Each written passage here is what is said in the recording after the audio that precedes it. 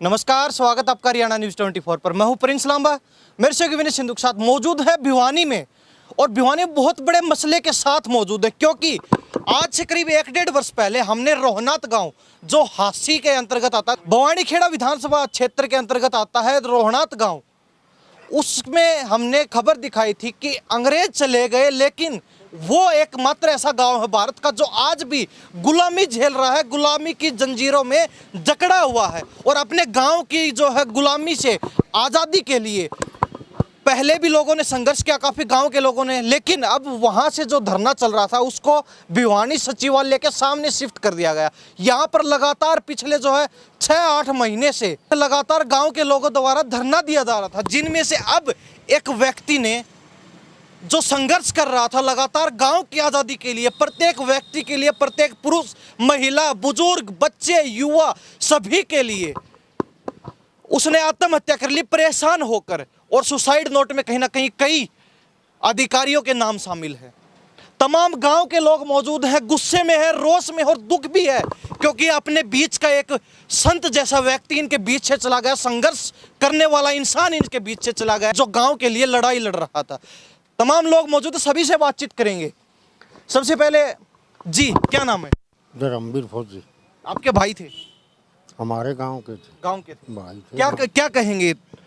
इतनी लंबी लड़ाई, अब तक कोई समाधान नहीं हुआ। पहले गांव में धरना चला, उसके बाद भिवानी सचिवालय के सामने 8 महीने से लगातार धरना चल रहा है, लेकिन समाधान कुछ नहीं हुआ, बल्कि आपके ही व्यक्ति को अपनी जान गंवानी पड़ी गांव की आज़ादी के लिए।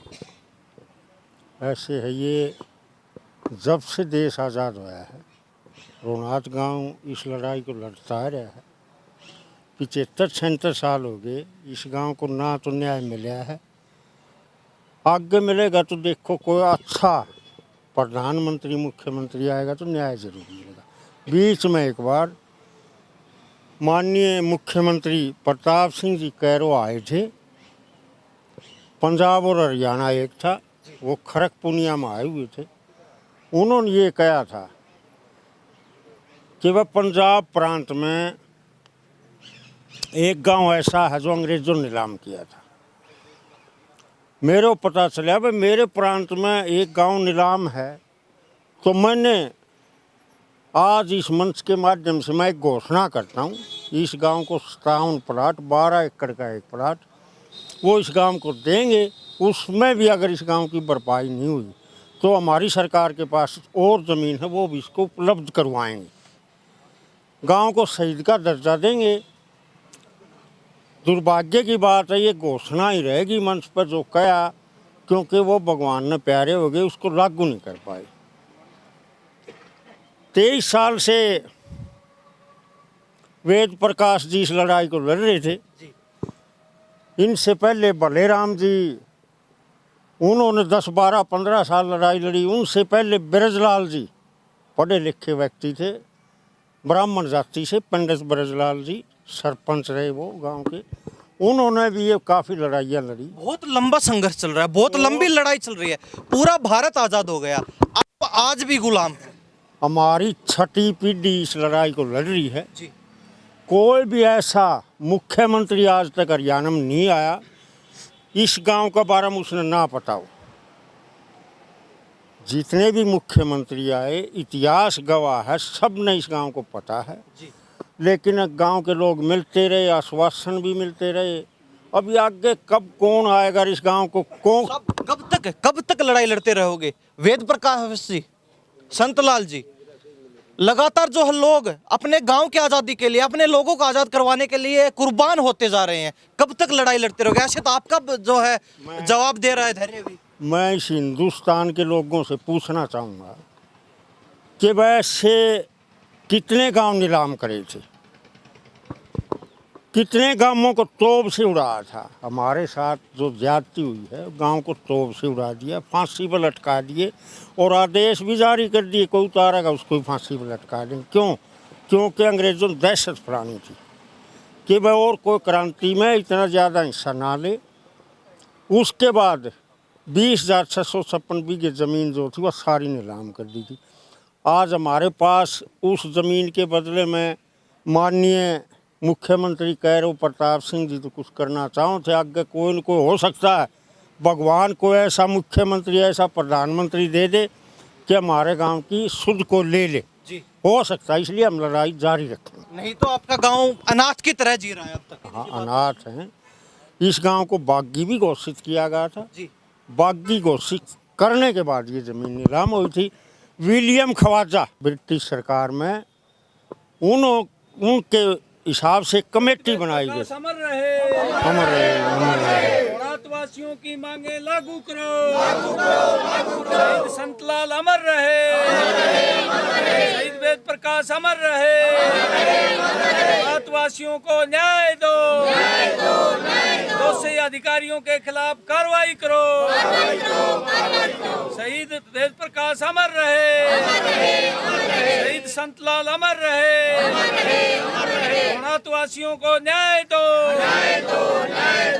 प्रशासन मुर्दाबाद मुर्दाबाद मुर्दाबाद, शासन प्रशासन मुर्दाबाद मुर्दाबाद मुर्दाबाद, भाजपा जसपा मुर्दाबाद मुर्दाबाद मुर्दाबाद, दुष्यंत चौटाला मुर्दाबाद मुर्दाबाद मुर्दाबाद। कहीं ना कहीं लोगों के अंदर सरकार और प्रशासन के प्रति रोष है, क्योंकि जहां तक इतिहास की बात की जाती है तो इतिहास के स्वर्णिम पन्नों में बागी गांव के रूप में रोहनाथ को देखा जाता है। और कहीं ना कहीं आज़ादी में अपनी जो है मजबूत भागीदारी के कारण ही आज पूरा गांव आज तक ये जो है पीड़ा झेलता आ रहा है। पूरा भारत आज़ाद हो गया। आज़ादी के स्वर्णिम अक्षरों में इनके जो संघर्ष को जाना जाता है, विश्व प्रसिद्ध गांव रोहनाथ, क्योंकि अंग्रेजों को लोहे के चने चबवा दिए थे इन लोगों ने, अकेले एक गांव ने, इतना बागी गांव। और उसी के लिए जो है आज ये पीड़ित मारे मारे घूम रहे हैं पिछली 6 पीढ़ियों से। इनका कसूर क्या था, क्यों इनकी सुध नहीं ली गई? भारत को आज़ाद करवाने में सबसे अहम योगदान, लेकिन पूरा भारत आज़ाद हो गया, ये गांव आज भी ज्यों की त्यों गुलाम है, आज भी गुलामी की जंजीरों में जकड़ा हुआ है। और लोगों में रोष इस बात का, कब तक कहते हैं कि हमारे लोग इसी प्रकार अपनी जान कुर्बान करते रहेंगे, हथेली पर लेकर बैठे हैं, पूरा गांव अनाथ की तरह जीवन जी रहा है पिछली 6 पीढ़ियों से, लगातार संघर्ष करें, कब तक ऐसा चलेगा? जी, क्या कहेंगे? नमस्कार। बड़े दुख की बात है कि आज हमारे बीच संघर्षरत हमारे एक साथी ने अपने प्राणों की आहुति दे दी। ब्रिटिश सरकार ने इस गांव को टारगेट कर लिया और उसके बदले ये दिया कि गांव के लोगों को निर्मम मौत दी। रोड रोलर के नीचे हाँसी, सड़क पर सुला करके उनके ऊपर गिरडी फेर दी गई। बरगद के पेड़ आज भी साक्षी हैं गांव में, वहाँ पर उनको फांसी लटका दिया गया। उनके मृत शवों को भी नहीं उतारने दिया ताकि गांव में एक दहशत का माहौल पैदा हो। और गांव में एक पड़ोसी गांव पुट्ठी मंगलखां में तोप लगाकर गांव पर गोले दागे गए, जिससे भगदड़ मच गई। बहुत सारे बच्चे, बुजुर्ग, माताएं एक कुएं में कूद करके, कुआं भर गया था, वहां पर उन्होंने अपने प्राण त्याग दिए थे। इतिहास के पन्नों की जहां तक बात की जाती है, हर व्यक्ति आपके जो है कुर्बानी से वाकिफ है, लेकिन कुर्बानी के बदले आपको आज तक क्या मिला है? लंबे समय से, यानी 157वां दिन धरने को हो गया था, इन्होंने दर दर की ठोकरें खाई, प्रशासनिक अधिकारियों को चक्कर लगाए, लेकिन हर जगह से हरासमेंट के अलावा कुछ नहीं मिला। अंततः इन्हें कहीं से कोई सूद नहीं लगी, कहीं से रास्ता कहीं नहीं दिखा, तो अंततः प्रशासन के टॉर्चर की वजह से इन्हें बाय नेम जो है पर आला अधिकारियों के नाम लिखे हैं और अपनी आत्महत्या का कारण बताया है, जिम्मेदार बताया है, और अंततः ये कदम उठाना पड़ा। आज हमारे लिए बहुत बड़ी दुख की बात है और पूरे गांव में आवेश है कि हम इस तरह से कब तक कुर्बानी देते रहेंगे, और यही नहीं और भी कुर्बानी कल को हो सकती है। लेकिन प्रशासन को कड़े शब्दों में हम चेतावनी देना चाहते हैं और चेताना चाहते हैं, कहीं आप हल्के में ना लें। जहां भी कोई आला अधिकारी ये आवाज़ सुनाई ले रहा है, सुन रहा है, तो ये अपनी कुंभकर्णी नींद से उठ जाएं, क्योंकि गांव अपना धैर्य में है। जिस दिन धैर्य से बाहर हो जाएगा, ये पैसेंस खोजेगा, धैर्य खो जाएगा, तो ये वही क्रांतिकारी गांव है जो गोरे इन्हें बजाए थे। इन कालों की सरकार को बजाने में हमें कोई कुरेज नहीं होगा। हम डट कर के पत्थर से, ईंट का मुकाबला पत्थर से देंगे और डट कर हम मुकाबला करने के लिए तैयार हैं। तस्वीर लिए खड़े हैं, दुख है मन में? हाँ, दुख है जी, दुख है। आपका भाई, आपका चाचा, आपका ताऊ जो भी था, हमारे वो चला चाचा गया आपके बीच से। चाचा थे हमारे। अच्छा, आप साथी हैं? यस, आप यहाँ धरना दे रहे थे? हाँ संस्थाओं से? हाँ, साथ में थे हम। तो हुआ क्या था वास्तव में?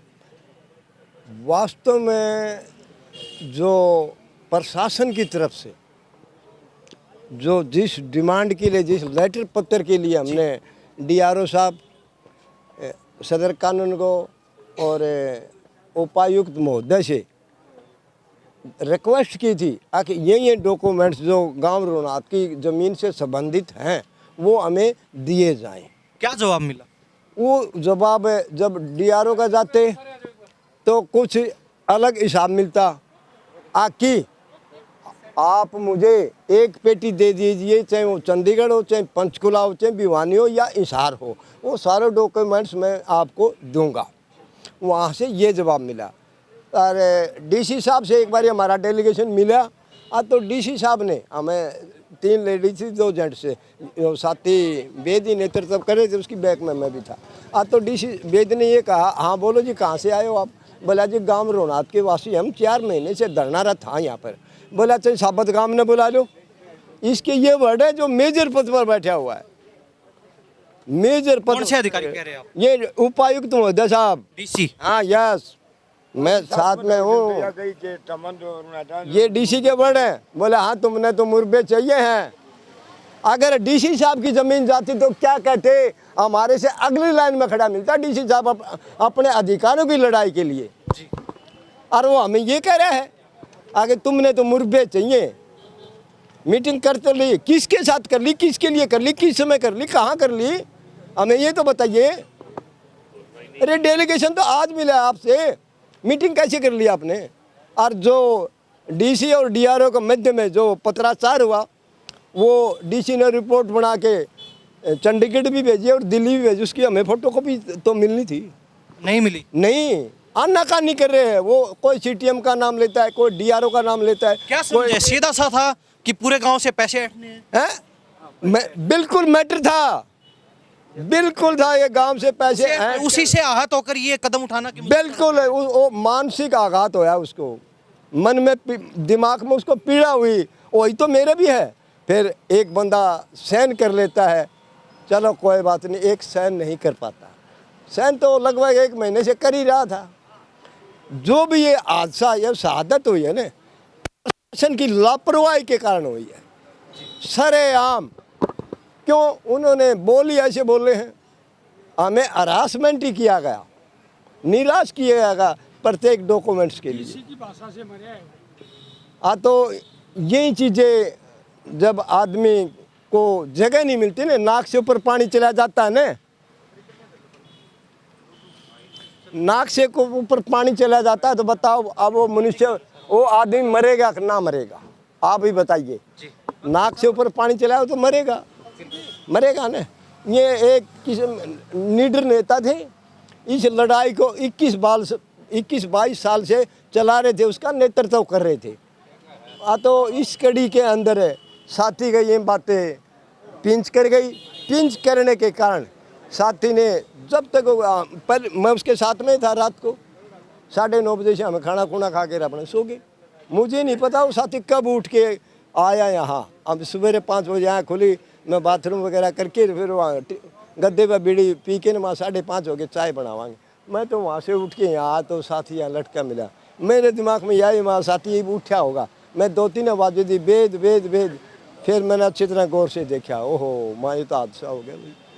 फिर मेरे साथियों को भी बताया मैंने, उन्हें माँ ऐसी होगी भाई। ये सिर्फ प्रशासन की लापरवाही के कारण। क्यों उन्होंने हमने कौन सी कुर्सी मांगे थे DC के, हमें आकर ज़मीन मांग रहे थे। हमें तो कागजात तो चाहिए थे गांव रोनाथ से संबंधित ज़मीन के। यही सोचते हैं, 5-4 लेटर पत्र थे जो मीमो नंबर, डायरी नंबर सब कुछ हो रहे हैं। वरबली में तो देवे कड़े थे मुझवानी। और 2000 के अंदर तत्कालीन मुख्यमंत्री चौधरी ओम प्रकाश चौटाला जी ने कुर्सीनामा गांव रोनाथ के नाम से बनवाया गया था। उसके भी तो उन तो कुर्सीनामा चंडीगढ़ भेजा, वो बगैर नंबर लगे नहीं गया, किसी ऑफिस में नहीं जाता। ये हम भी DC ऑफिस के अंदर एक रूम से दूसरे रूम में भेजा ने, उस रूम में भी नंबर लग के जाता है। क्यों दूसरे ऑफिस का हो गया, ये दूसरा ऑफिस हो गया, वहाँ भी नंबर लग के जाता है। अब ये उन चीज़ों को भी इनकार कर रहे, बोला हमारे पास है नहीं। RTI लगा, उसमें कह दिया रिकॉर्ड उपलब्ध नहीं है। फिर गया कहाँ? अरे सन 72 में जिला भिवानी बना था हिसार से टूट कर। हिसार कह रहा है कि सन 63 से लेकर आज तक का जो भी रिकॉर्ड है भिवानी जिले के पास है, और ये कह रहे हमारे पास है नहीं, फिर गया तो गया कहाँ? ऑन रिकॉर्ड बात है ये। तो ये बुजुर्ग हैं, उनके साथी हैं जिन्होंने अपनी जान गंवा दी अपने गांव के लिए। पूरी दर्द भरी दास्तां अपने मुख से सुना रहे हैं, किस प्रकार जो प्रताड़ित किया गया प्रशासन की तरफ से, उपायुक्त महोदय की तरफ से इनको जवाब मिलता है कि चाहे पूरा गांव आ जाए तो भी कुछ नहीं कर सकते हैं। सीधा सा कह रहे हैं कि इनसे जो है रिश्वत मांगी गई है काम करने के बदले में। कहते हैं कि आप एक पेटी दे दीजिए और उसके बदले में जहां से भी कागज निकालने पड़े, हमें चाहे जमीन खोद के निकालने पड़े, वहां से भी आपको ला के देंगे, अन्यथा आपको कुछ भी नहीं मिलने वाला है, कुछ हाथ नहीं लगेगा आप लोगों के। ये शब्द जो है एक उच्च अधिकारी के मुख से, क्योंकि ये साथ में रहे हैं, जितनी भी मीटिंग हुई है ये साथ में गए हैं, अपने मुख से बता रहे हैं जो मीटिंगों में जो वार्तालाप हुआ है। बड़े दुख की बात है, जिन लोगों ने पूरे देश को आज़ाद करवाने के लिए अपनी जो है कुर्बानी दी, शहादत दी, आज उस गांव के साथ ऐसा सलूक हो रहा है। आज़ादी से आज तक बड़ी सरकारें देखी, लेकिन किसी सरकार ने इनके लिए आज तक कुछ नहीं किया। जी क्या कहेंगे? देखिए साहब, हमारा तो ये कहना है कि पिछले काफ़ी सालों से वेद प्रकाश जी और उनकी टीम गांव रोनात को शहीद का दर्जा दिलाने के लिए लड़ाई लड़ रही थी, और उसके लिए जो कानूनी कार्रवाई थी वो भी की जा रही थी। और हमने हरियाणा सरकार को एक लीगल नोटिस भिजवाया था। लीगल नोटिस भिजवाने के बाद हमें पता चला कि गांव में जो धरना चला था वहाँ पे संतलाल जी की मृत्यु हो गई है धरने पर बैठे बैठे ही। उसके बाद प्रशासन से कुछ कम्युनिकेशन इन लोगों का हुआ, तो इन्होंने कहा कि आप अभी हाई कोर्ट में केस मत डालना, हमारी सरकार से बात चल रही है। लेकिन सरकार ने उस समय इन लोगों को झांसे में लेकर इनसे 2-4 बार कम्युनिकेशन किया, बातचीत की, कमरे में बिठाकर बातचीत की। उसके बाद फिर वो सारा का सारा फिर रूटीन वहीं चल पड़ा। जो हम हाई कोर्ट में केस डालने वाले थे, जो डॉक्यूमेंट हम चाहते थे जिनसे हमारा केस प्रूव होता था, वो डॉक्यूमेंट की डिमांड वेद प्रकाश जी लगातार करते आ रहे थे। और उन डॉक्यूमेंट्स को देने में डीआरओ और डीडीपीओ और एक कानूनगो है और एक डिप्टी कमिश्नर, ये लोग लगातार इन लोगों वेद प्रकाश और उनकी टीम को डॉक्यूमेंट देने से बाधा पैदा कर रहे थे और जानबूझकर डॉक्यूमेंट नहीं दिए जा रहे थे। और जिसका नतीजा ये हुआ कि धीरे धीरे ये डिप्रेशन में गए। डिप्रेशन में जाने के बाद ऐसी प्रशासन ने अपने एक्ट एंड कंडक्ट से इनको इतना मजबूर कर दिया कि इनको अपनी जान गंवानी पड़ी, सुसाइड कर लिया। तो इसके लिए सीधा सीधा जो यहाँ का डिप्टी कमिश्नर है और वो कानूनगो है और वो डीआरओ जो है, ये सीधी साइड नोट में भी इनके ही नाम है। हाँ, इन्होंने 17 पेजों का सुसाइड नोट लिखा हुआ है, बैनर पे भी लिख के गए हुए हैं, यहाँ पे भी बैनर लगा हुआ है, आप देख सकते हैं। और स्पेसिफिकली इन तीनों अधिकारियों के उसमें नाम लिखे हुए हैं। और कोई एससी कम्युनिटी का व्यक्ति अगर इस तरह की हीनियस क्राइम 306 जैसे अपराध में आत्महत्या के लिए मजबूर होता है और अपने सुसाइड नोट में नाम लिखता है कि इनकी वजह से मैं अपनी जान दे रहा हूँ, तो मैंडेटरी है, कानून में बिल्कुल स्पष्ट प्रावधान है सीआरपीसी दफ़ा 154 में कि पुलिस को तुरंत मुकदमा दर्ज करना ही पड़ेगा। और कॉन्स्टिट्यूशन ऑफ इंडिया जो है उसमें स्पष्ट लिखा हुआ है, उसमें ये लिखा हुआ है कानून के सामने सारे बराबर हैं। तो प्रशासन और पुलिस जो है, पुलिस को किस बात का डर है? इन्हें जब कानून में सब बराबर है तो इनके खिलाफ मुकदमा दर्ज क्यों नहीं हो रहा है? उच्च अधिकारी हैं, उनके बड़े आका हों, अपने आकाओं के खिलाफ कैसे कार्रवाई कर देंगे? लेकिन आकाओं से बड़ा भी इस देश का कानून है और इस कानून से ही बड़ा देश का कॉन्स्टिट्यूशन है। इसका मतलब तो वो आका या बड़े अधिकारी या सरकार कॉन्स्टिट्यूशन का सम्मान नहीं करती। और इस मामले में अभी इन हमारे जो साथी हैं इन्होंने फॉर्मल कंप्लेंट दी है। कंप्लेंट देने के बाद आज पुलिस को जो सुसाइड नोट के ओरिजिनल डॉक्यूमेंट्स थे वो हम सबमिट करके आए हैं, रिसीव करा के आए हैं। हमारे जो शिकायतकर्ता संदीप हैं उनके बेटे जो हैं, और हमने सीधा एसएचओ और पुलिस अधिकारी और भी यहाँ पे जो भी सीआईडी के लोग हैं, आपके माध्यम से मैं उनको चेताना चाहता हूँ, वार्न करना चाहता हूँ कि अगर 24 घंटे के अंदर इसमें एफआईआर दर्ज नहीं होती है तो पूरे हरियाणा के जो लोग हैं, चाहे वो किसी भी समाज के लोग हों, सारे के सारे डेड बॉडी को लेके हम मुख्यमंत्री मनोहर लाल खट्टर के करनाल स्थित आवास के आगे डेड बॉडी रखेंगे। और ये मुख्यमंत्री सुन ले, यहाँ का डिप्टी कमिश्नर सुन ले, यहाँ का आईजी सुन ले, यहाँ का एसपी सुन ले। और उनको हमारे बारे में पता है कि हम जो भी बात करते हैं कच्ची बात नहीं करते, पक्की बात करते हैं। और वहाँ पे अगर कुछ इस तरह की बात होती है तो लाइन ऑर्डर खराब होता है, तो उसके लिए मुख्यमंत्री और यहाँ भिवानी का जिला प्रशासन है वो जिम्मेदार रहेगा। आप एडवोकेट हैं, अच्छे से समझते हैं कानून को। कहीं ना कहीं अगर आप लोगों को ही धरने प्रदर्शन के लिए मजबूर होना पड़ रहा है तो बात कहीं ना कहीं हद से ज़्यादा गुजर चुकी है। बात धरने प्रदर्शन के लिए हम लोगों को आप देखिए, एक डेड बॉडी 2 दिन से सिविल अस्पताल में पड़ी है। लोग कहता है कि इमीडिएटली एफआईआर दर्ज करो, एसपी एसएचओ कहते हैं कि हम नहीं कर रहे। क्यों, क्या प्रेशर है तुम्हारे ऊपर? एक आईएएस अधिकारी तो है, हजारों आईएएस अधिकारी हैं पूरे भारत में। इसका मतलब वो कोई उनको क्राइम करने की लिबर्टी मिल गई, लाइसेंस मिल गया जी। अगर वो अधिकारी इस तरह के क्राइम करेंगे तो इसका एक संदेश और स्पष्ट हो रहा है कि क्या इस आईएएस अधिकारी के ऊपर इसको बचाने के लिए किसी बड़े राजनीतिक नेता का हाथ है, चीफ मिनिस्टर का हाथ है, या कोई लोकल एमएलए है उसका हाथ है। तो हमारे साथी की जान गई है, हम उसको बिल्कुल हल्के में नहीं लेंगे। और स्पष्ट कर देना चाहते हैं आप लोगों के माध्यम से, या तो पुलिस इसमें एफआईआर दर्ज करे, एफआईआर दर्ज करने के बाद इस मामले में जो आरोपी हैं उनके खिलाफ कार्रवाई करे, अन्यथा इस मामले में बड़ा आंदोलन होगा, लॉ एंड ऑर्डर खराब होगा, उसका पुलिस प्रशासन जिम्मेदार होगा। पीछे हटने वाले नहीं है, बिल्कुल पीछे नहीं हटेंगे सर। और हमने जो एक एफआईआर दर्ज कराने के लिए जो जरूरी शिकायत है, prima facie case is made out, हमने each and every document we have submitted to the police, इसके बावजूद भी हम पुलिस एफआईआर दर्ज नहीं कर रही है। तो इसका मतलब कहीं ना कहीं दबाव है। हम मुख्यमंत्री के दरवाजे के आगे जाके डेड बॉडी रखेंगे। प्रधान जी आपसे बातचीत करेंगे, सारी बातचीत होगी, इतिहास से लेकर आज तक की बातचीत हो गई, धरना प्रदर्शन की, संघर्ष की सारी गाथा सुना दी गई आप लोगों के द्वारा, और बहुत लंबे समय संघर्ष चल रहा है। आगे की क्या रणनीति है? अब कितने दिन तक ऐसे ही आपके लोग जो जान गंवाते रहेंगे अपनी? देखिए, रोहनात वासियों के लिए प्रशासन न्याय नहीं कर रहा है और इस अन्याय की वजह से हमारे 2 साथी शहीद हो गए। इसको लेकर के तमाम संगठन और तमाम अनुसूचित जाति के संगठन और गांव रोहनात वो सब इकट्ठे होकर के 36 बरादरी इसके खिलाफ जो है ये प्रशासन की जाति और सरकार के खिलाफ लड़ने का मन बना लिया है और लड़ने की योजना बना रही है। कुछ बड़े जो आंदोलन की रणनीति तैयार कर ली गई आपने? हाँ, बिल्कुल बड़ा आंदोलन होगा और शांतिपूर्ण तरीके से होगा। हम कानून में विश्वास करने वाले, संविधान में विश्वास करने वाले लोग हैं। हमें इस तरह की जो है मौका ये ना दें। शांतिपूर्ण तरीके से हम ज़्यादा से ज़्यादा संख्या में लोगों को इकट्ठा करके सरकार और प्रशासन पर दबाव बनाएंगे। आज़ादी से आज तक बड़ी सरकारें देखी, अलग अलग पार्टियां देखी, अलग अलग नेता देखे, बड़ा बड़ा जो है विकास करवाने वाले, हर तरीके की गाथा गाने वाले लोग देखे। आज तक आपको आज़ादी नहीं मिली। देखिए ये जो सरकारें हैं ये धन्ना सेठों की तरफ ज़्यादा ध्यान रखती हैं, गरीब लोगों की तरफ, शोषित पीड़ित लोगों की तरफ, कमेरे वर्ग की तरफ, किसान मजदूर की तरफ कम ध्यान रखती है।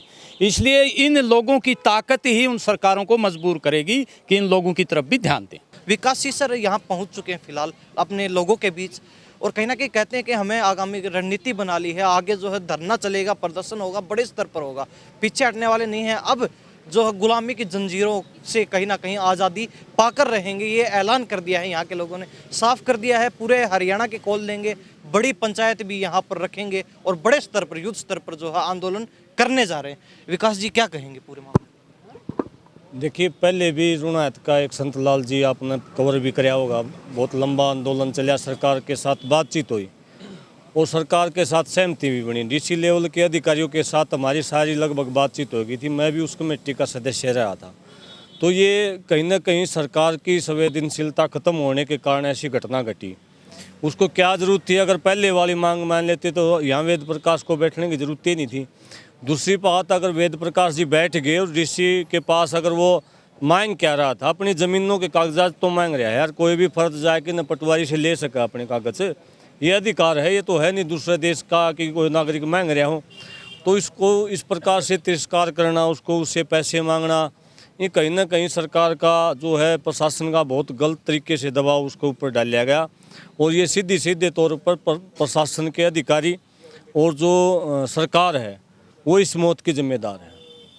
क्या मान के चले किसान नेता जिस प्रकार अपनी भागीदारी निभा रहे हैं, लगातार सर्व समाज के लोग यहाँ पहुँच रहे हैं अपना समर्थन देने के लिए, कहीं ना कहीं इस आंदोलन में अपनी भागीदारी निभाने के लिए, तो मान के चलें कि ये एक दोबारा से चिंगारी उठी है और अब ये जो आंदोलन सरकार के गले की हड्डी बनने वाला है। निश्चित तौर पर हमारा जो काका ताऊ भाई था जो भी मारा था, इसमें किसान नेता मजदूर नेता की भी लड़ाई नहीं है। उसने जो सुसाइड नोट लिखे हैं उसमें कर्मचारियों का भी नाम लिया, किसान नेताओं का भी नाम लिया, गांव वालों का भी नाम लिया, कर्मचारी ने बड़े अधिकारी शामिल जितना ये उसने ये कहा कि अगर मान लिया ये आंदोलन चलता है तो इसमें सारे संगठन मिलकर इस आंदोलन को लड़ना।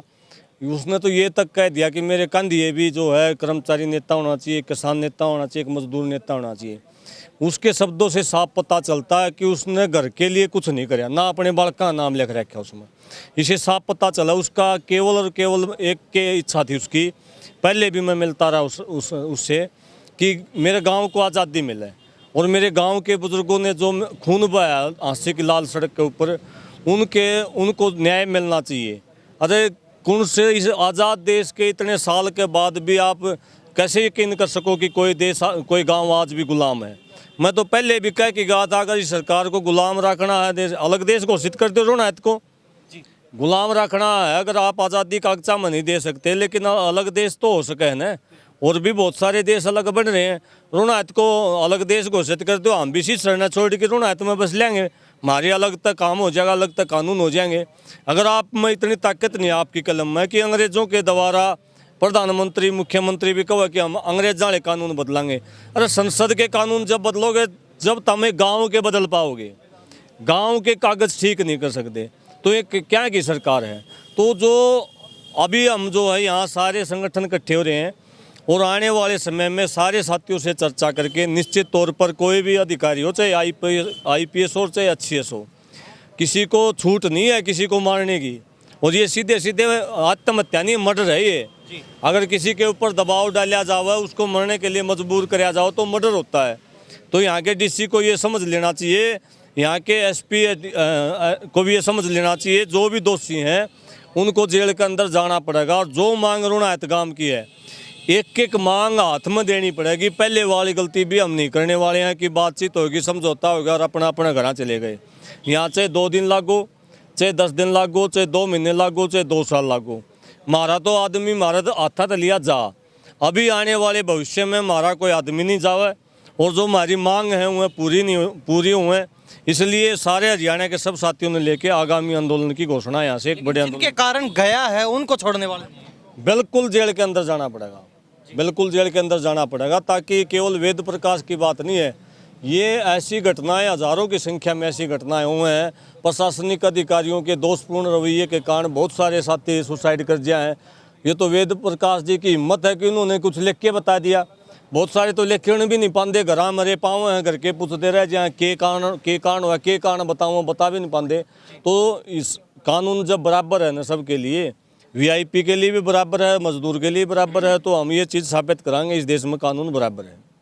अक्षय नरवाल हमारे साथ मौजूद हैं, किसान नेता ये भी पहुंचे हैं, तो इनसे भी पूछ लेते हैं क्या कहेंगे। मामला तो सीधा सा किसानी से ही जुड़ा हुआ है, क्योंकि ज़मीनों की बात है और ज़मीन की जहाँ तक बात आती है तो मामला सीधा किसानों से जुड़ जाता है। तो एक तरीके से किसान आंदोलन हम इसको मान सकते हैं। देखिए, ये सिर्फ ना किसानों का मामला है ना मज़दूरों का मामला है, ये देश की जनता का मामला है, देश के कानून का मामला है, संविधान का मामला है। जो संविधान हमारे देश का 1947 के बाद बना और जो हमें राइट देता है धरने प्रदर्शन करने का, जो हमें राइट देता है, जो हमें बताता है कि हम इस देश के वासी हैं। लेकिन एक ये रोनात गाँव कैसे उस कानून से अछूता रह गया, कैसे अपने अधिकारों से अछूता रह गया, ये वर्तमान सरकारों के लिए सोचने का विषय है।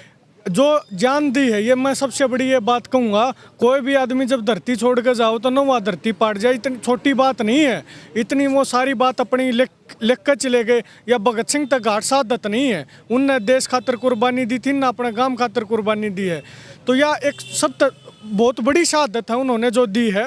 और यह शहादत का इस व्यक्ति को न्याय तभी मिलेगा जिन मांगों के ऊपर वो संघर्ष कर रहे थे, उन मांगों को हम जब तक पूरा नहीं करवा लेते। और तमाम हरियाणा को, पूरे देश को ये खबर जाएगी कि ऐसे ऐसे हरियाणा में एक घटना हुई है और जो अपने आप में आज के वर्तमान समय में बहुत बड़ी घटना है। आप कहीं ना कहीं ये समझें पक्का मोर्चा लग चुका है और जब तक मांगे पूरी नहीं होगी तब तक यहाँ से कोई हिलने वाला नहीं। देखो, मोर्चा तो पहले दिन से पक्का लगा हुआ है, और जब जहाँ तक मांगों की बात रही, किसान बैठे हैं, किसानों के प्रतिनिधि बैठे हैं, मजदूर समाज के प्रतिनिधि हैं, एससी समाज के प्रतिनिधि हैं, सारे समाजों के प्रतिनिधि हैं।